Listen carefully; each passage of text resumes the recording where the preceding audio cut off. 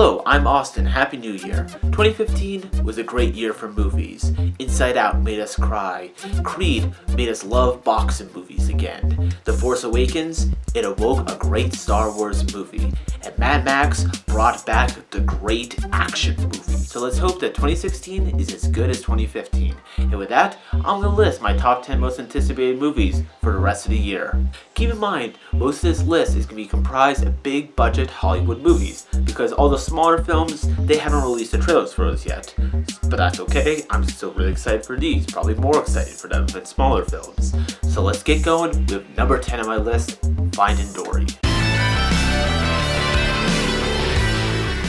How long has it been since Finding Nemo? Seems like 10, 15 years ago? I don't know. It's been a long time. And finally, Pixar has released Finding Dory, the sequel to Finding Nemo. Dory was a great character in Finding Nemo, but I was just a little bit worried that in a full-length movie for just her, she'll just become a little bit irritating. But when I saw the trailer is beautiful. I love the music, I love the animation, and Marlin and Nemo are there. So it's not just about her. So yeah, looking forward to Finding Dory. Hail Caesar is going to be following actors who are put on a secret mission to find another actor who's played by George Clooney, who has been kidnapped and held for ransom. I'm looking forward to this movie because I love Coen Brothers films. At their best, they are as good as Quentin Tarantino in terms of writing and dialogue, and only once in a while they put out a bad film. So let's hope this is going to be one of their better films. Number 8, Doctor Strange.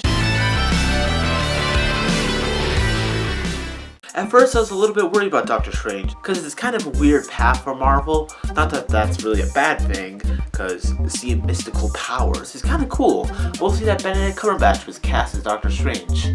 He's a really great actor and all, but to me he didn't really fit the Doctor Strange mold. Recently he came out with some photos and he looks perfect as Doctor Strange, so now, yeah, I'm looking forward to this movie. It should be cool and weird, which is a good path for Marvel. Alright, let's move on to number 7.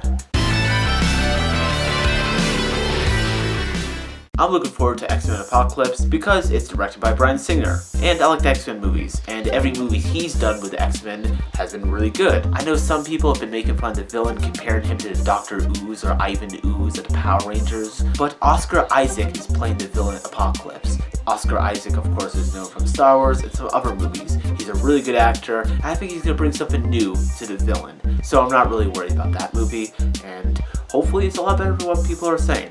Alright, let's keep going. The Nice Guys is going to star Russell Crowe and Ryan Gosling. A while ago, a movie came out called Kiss Kiss Bang Bang, starring Robert Downey Jr. and Val Kilmer. It had these two cops in Las Vegas. They were solving crimes. The movie was hilarious. It was kind of meta with Robert Downey Jr. addressing the audience. I love that movie. And Nice Guys is directed by the same guy, and a lot of people are saying that this movie is just basically a sequel to that, just the director wasn't really able to get Robert Downey Jr. and Val Kilmer, so he has these guys instead. Either way, this movie just looks like Kiss Kiss Bang Bang. It looks like it's set in the 80s. It looks hilarious. It looks like there's a good mystery behind it. So I'm really looking forward to The Nice Guys.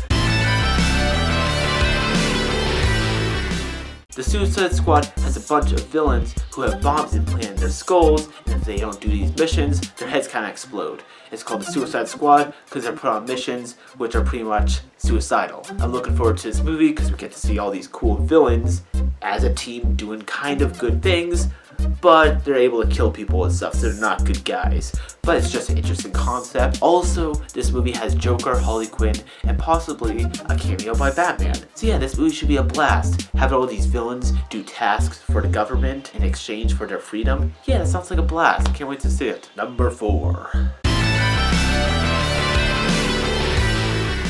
Who's not excited for Captain America Civil War? After Avengers Age of Ultron, in this movie, the government is going to be telling the heroes, all heroes, that they must register with the government. You must reveal your identity to the public. And Iron Man is going to be like, yeah, cool, alright, let's do that. If it betters the public, let's do it. But then there's going to be people like Captain America, who are like, no, that's just wrong. This is America. We love our freedom. No, we don't want to tell our identity to the public. And then, of course, things are going to fly, and both sides are going to collide. Iron Man's team, who are all about registering with the government, and Captain America's team, who is all about keeping their identity secret. What's going to be interesting about this movie is that It's an Avengers movie with so many different heroes in it, but they're not fighting villains, they're fighting each other. So that sounds cool. Alright, let's go on to number 3. Number 3 is Star Wars Rogue One. What's interesting about this movie is that it takes place not after The Force Awakens, but between Revenge of the Sith and A New Hope. So there's all that time space, and nothing has been established about what happens between those years, and this movie's going to kind of cover it. What's going to be interesting about Rogue One is that it's going to follow all these pilots, not Jedis or anything, and their mission is to find blueprints for the Death Star. They have to find it, bring it back to the Rebels, so they can go after the Death Star in the future and blow that shit up. Number 2 is Deadpool. Deadpool is one of my favorite comic book characters ever. He's this hilarious anti-hero who loves killing things. He's very meta. He has all these weird speech bubbles that are going around him because he has like other personalities talking to him. He's just one of the funnest characters to read in a comic. I love everything. The suit is perfect. The trailers have been hilarious. Deadpool looks good. There's gonna be blood. There's gonna be a lot of violence. There's gonna be rated R. There's gonna be language. There's gonna be everything a Deadpool fan would want. So guess what? I'm really excited for that movie. That movie comes out soon. The only reason it's not number 1 is because Fox really hasn't been on a winning streak recently. You know that movie Fantastic Four? Yeah, remember that? You know, we went to see it. It got one of the worst reviews ever for superhero movies. Yeah, that came out kind of recently. So I'm a little bit worried for Deadpool, but on the other hand, everything I've seen so far looks beautiful. And yeah, Ryan Reynolds, he's perfect for Deadpool. Yeah, let's move on to number 1.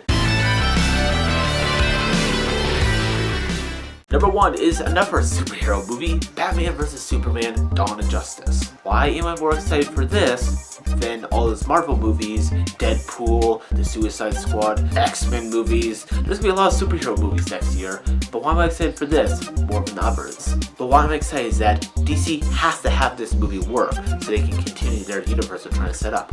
Also, Superman and Batman are in the same movie and they're fighting, and there's a possible team up as well. Also, Wonder Woman is going to show up, Aquaman, Lex Luthor is going to be in this. The trailers look dark, gritty. Batman looks like a beast. Just look at that. And I like this idea of having an older Batman. This suit, while Christian Bale's was pretty decent, this one is spot on. This one's the best, by far, Batman suit I have ever seen. And Superman, he looks great. Wonder Woman, I'm so pumped for this movie. DC has to have this be good, because otherwise their universe is pretty much destroyed. So I'm not seeing much possibility of this being a bad movie. Fingers crossed. Thanks for watching my most anticipated movies for the rest of the year. And come back soon, because I'm going to be publishing a 2015, a look back at the movies. And of course, my top 10 movies of 2015. Those reviews will be coming out pretty soon, so keep an eye out for that. And always, if you like this, please subscribe and hit me on Facebook and Twitter at Austen Approved so you can get more True as Hell reviews.